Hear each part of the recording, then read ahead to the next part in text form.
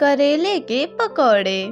सुनील, देख बेटा, शादी में मेहमानों के लिए कोई भी कमी नहीं रहनी चाहिए और खाने में तो बिल्कुल भी नहीं।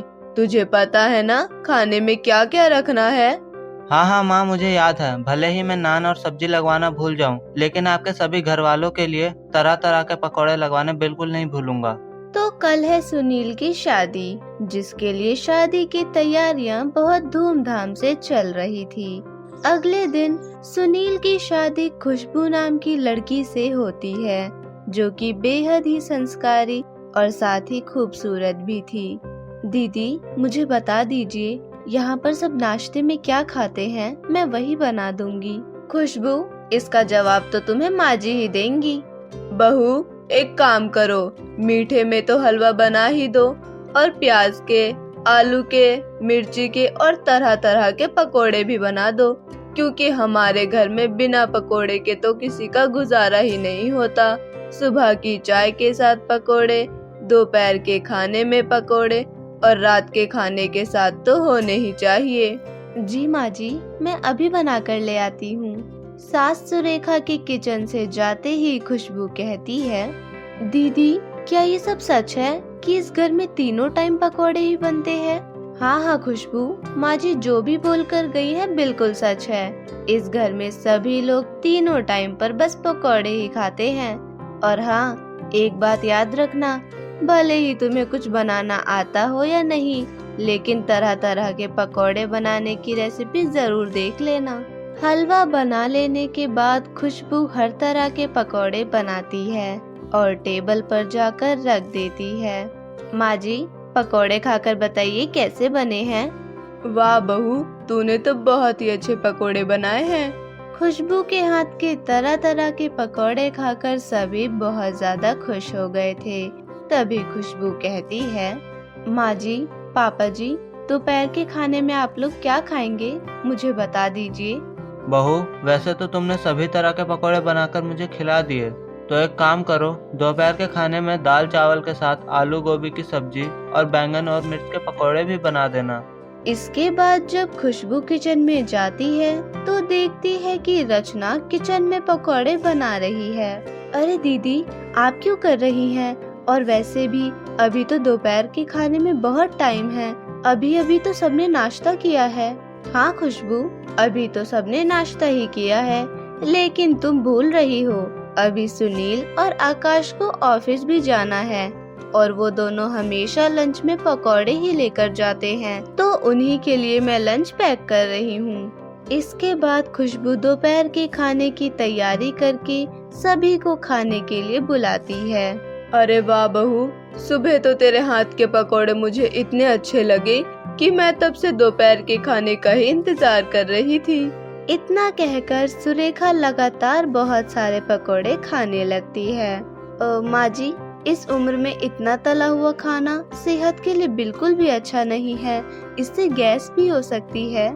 अरे हाँ बहू, मुझे पता है, पर मेरी उम्र हो गई है, अब क्या पता कब भगवान का बुलावा आ जाए, तब तक तो मैं रोज पेट भरकर पकोड़े ही खाना चाहती हूँ। खुशबू अपनी सास को ज्यादा कुछ नहीं बोलती और उन्हें पकोड़े खाने देती है। अच्छा बहू, आज हम तीनों सास बहुएं साड़ियाँ लेने के लिए चलते हैं, वही कुछ खा भी लेंगे और तुम दोनों अपने मन पसंद की साड़ियाँ ले लेना। ऐसा कहकर तीनों ही साड़ियाँ लेने के लिए निकल जाती है। साड़ियाँ खरीदने के बाद सुरेखा कहती है, बहू, मुझे तो बहुत तेज भूख लग रही है, मुझे तो बस गर्मा गर्म मसालेदार पकोड़े खाने का मन कर रहा है। मैं तो पकोड़े ही खाऊंगी, तुम दोनों को जो भी खाना है वो मंगा लो। अपनी सास को पकोड़े मंगाते देख दोनों बहुएं भी यही सोचती है कि उन्हें भी पकोड़े ही खा लेने चाहिए। वाह वाह, क्या स्वाद है इन पकोड़े में।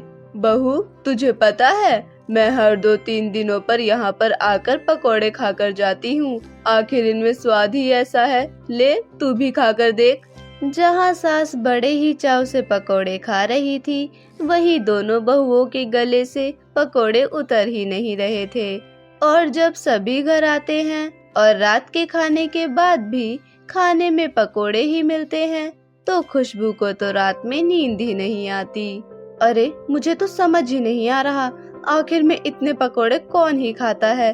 सुबह शाम बस पकोड़े पकोड़े, किसी को भी अपनी सेहत का बिल्कुल ध्यान नहीं है। अब इसी तरह समय गुजरते रहता है। रोज तीनों समय बस पकोड़े खा खा कर खुशबू तो बहुत ही ज्यादा परेशान हो गई थी। अब बस बहुत हुआ, अब मैं नहीं खा सकती पकोड़े। मेरी शादी को अभी बस 1 ही महीना हुआ है और 1 महीने में ही मैंने 100 तरीके के पकोड़े खा लिए। ये लोग तो पकोड़े ऐसे खाते हैं जैसे रोटी सब्जी खा रहे हो। ऐसा सोचकर खुशबू सुबह के नाश्ते में चाय के साथ पोहे बना देती है, लेकिन तभी सुरेखा कहती है, ये क्या है बहू, तुझे पता है ना हम सब सुबह के चाय के साथ पकोड़े ही खाते हैं। और सुबह क्या, तीनों समय इस घर में पकोड़े ही बनते हैं। तो तूने किससे पूछकर ये पोहे बना दिए? माँ जी तो मैं क्या करूँ, घर में बेसन खत्म हो गया है, तो मैंने सोचा आज कुछ नए तरीके का नाश्ता बना देती हूँ। पेट भी भर जाएगा और खाने में भी अच्छा लगेगा। बहू तुझे पता है ना कि हम सब सुबह के चाय के साथ पकोड़े ही खाते हैं। और सुबह क्या, तीनों समय इस घर में बस पकोड़े ही बनते हैं। तो तूने किससे पूछकर ये पोहे बना दिए? और मैं अभी कमला से कहकर बेसन मंगवा देती हूँ, लेकिन मुझे तो पकोड़े ही खाने हैं। और इस तरह से खुशबू की तरकीब भी नाकामयाब हो जाती है।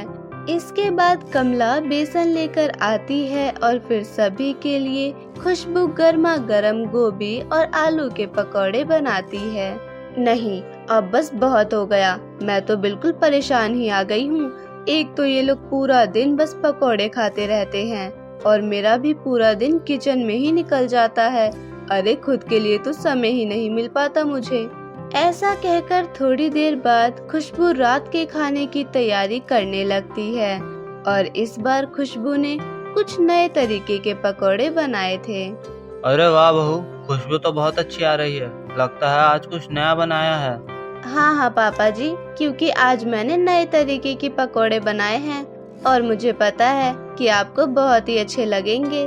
खुशबू की ये बात सुनकर कि आज नए तरीके के पकोड़े बने हैं, सभी पकोड़े खाने के लिए काफी ज्यादा उत्साहित हो जाते हैं। लेकिन जैसे ही सभी पकोड़े खाते हैं, ये क्या बनाया है बहू, कितना ज्यादा कड़वा लग रहा है। ऐसे पकोड़े तो मैंने आज तक नहीं खाए। तूने तो मेरे मुंह का स्वाद ही खराब कर दिया। जा इसे लेकर जा। माँ जी इसमें गुस्सा करने वाली क्या बात है, ये तो बस करेले के पकोड़े हैं, सेहत के लिए भी अच्छे हैं और आप लोगों के पकोड़े खाने की इच्छा भी पूरी हो गई। मैंने आज ही इंटरनेट पर देखा कि करेला खाने से कोई भी बीमारी नहीं होती और वैसे भी अब आप लोगों को ये खाने ही पड़ेंगे क्योंकि सारी सब्जियां खत्म हो चुकी है। हाँ बहू, पर इसका मतलब ये थोड़ी ना कि तू हमें करेले के पकोड़े खिलाएगी। अब एक काम कर, मुझे दाल चावल और सब्जी ही दे दे। अब करेले के पकोड़े खाकर सभी का तो मुंह ही खराब हो जाता है और पकोड़े के नाम से ही सभी का मुंह बन जाता है, जिस कारण सभी को दाल चावल और सब्जी ही खानी पड़ती है। अब अगली सुबह भी खुशबू चाय के साथ करेले के पकोड़े ही बना देती है, लेकिन जब सुरेखा उन पकोड़ों को खाती है, अरे बहू, कल सब्जी खत्म हो गई थी तो समझ में आता है, लेकिन आज तो इतनी सारी सब्जियां रखी हुई है, फिर भी तूने ये करेले के पकोड़े ही बना दिए। माँ जी आलू और गोभी के पकोड़े से तो अच्छे ही है ना, भले ही थोड़े कड़वे हैं तो क्या हो गया, लेकिन कोई बात नहीं, आप भी जानती है ना इसके कितने फायदे हैं। अरे नहीं नहीं बहू, तू इन पकोड़ों को फेंक दे, मैं सिर्फ चाय ही पी लूंगी। और फिर से इस तरह सभी को सुबह के समय पर बस चाय ही पीने को मिलती है। सुरेखा अपनी दोपहर की नींद पूरी करके शाम को खुशबू से कहती है, बहू आज मेरी एक दूर की सहेली आ रही है, उसके बेटे की यहीं पर अच्छी जॉब लगी है, तो अब से वो यहीं रहेगी और बहुत समय बाद मिल रहे हैं हम दोनों, और उसकी खातिरदारी में कोई कमी नहीं छोड़नी है तुझे। और हाँ, खाने में ब्रेड पकोड़े, गोभी, आलू, मिर्च, बैगन और इन सब के अलावा तुझे जिस भी चीज के पकोड़े बनाने आते हैं वो बना देना।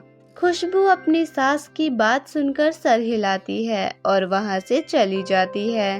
शाम के समय सुरेखा की सहेली ममता आती है। इसके बाद खुशबू चाय और समोसे भी ले आती है। अरे बहू, मैंने तुझे कितना कुछ बनाने के लिए बोला था, पर ये क्या, तू बस चाय और समोसे ले आई? जा पकोड़े भी लेकर आ जा। हाँ माँ जी, बस बन ही रहे हैं, आप ये खाइए। अरे वाह सुरेखा, तेरी बहू तो बहुत ज्यादा संस्कारी है, तेरी सारी बात मानती है। बस मेरे बेटे के लिए भी एक ऐसी अच्छी सी बहू मिल जाए, तब तो मुझे कोई टेंशन ही नहीं है। इतने में ही सुरेखा पकोड़े ले आती है। ये ले ममता, पकोड़े खा, मेरी बहू बहुत ही अच्छे पकोड़े बनाती है। अरे नहीं नहीं सुरेखा, मैंने तो 3 समोसे खा लिए, मेरा पेट वैसे ही भर चुका है।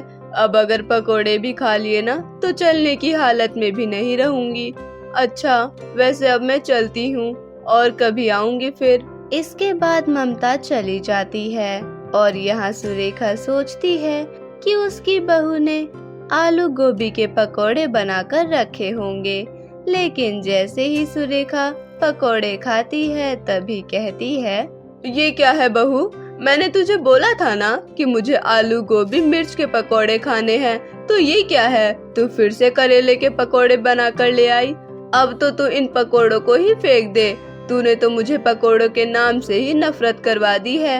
इसके बाद सभी रात के खाने के लिए बैठ जाते हैं, जिसमें खुशी ने रोटी, चावल और पनीर की सब्जी बनाई थी।